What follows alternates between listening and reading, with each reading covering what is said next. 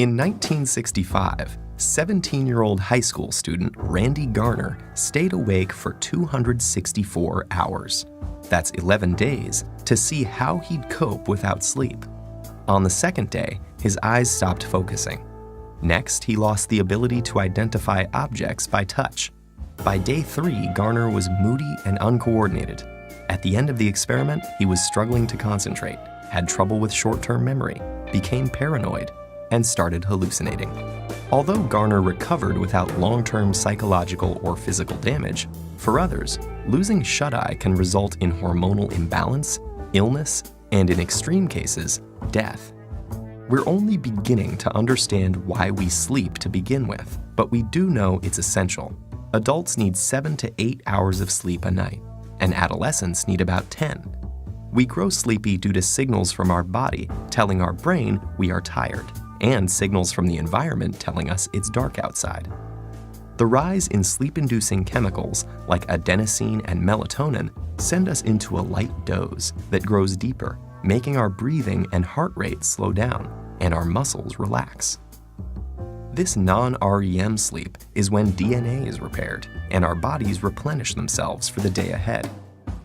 In the United States, it's estimated that 30% of adults and 66% of adolescents are regularly sleep-deprived.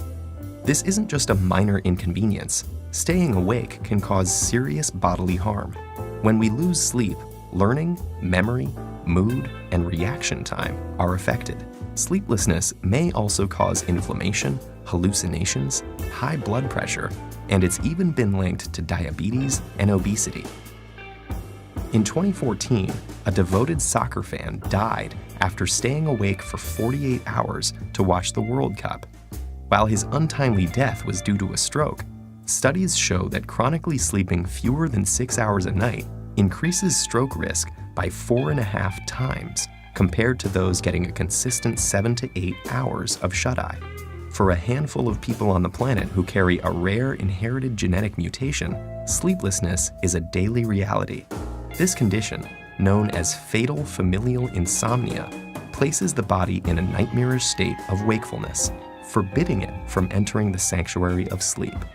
Within months or years, this progressively worsening condition leads to dementia and death. How can sleep deprivation cause such immense suffering? Scientists think the answer lies with the accumulation of waste products in the brain. During our waking hours, our cells are busy using up our day's energy sources, which get broken down into various byproducts, including adenosine. As adenosine builds up, it increases the urge to sleep, also known as sleep pressure. In fact, caffeine works by blocking adenosine's receptor pathways. Other waste products also build up in the brain, and if they're not cleared away, they collectively overload the brain and are thought to lead to the many negative symptoms of sleep deprivation. So what's happening in our brain when we sleep to prevent this? Scientists found something called the glymphatic system, a cleanup mechanism that removes this buildup and is much more active when we're asleep.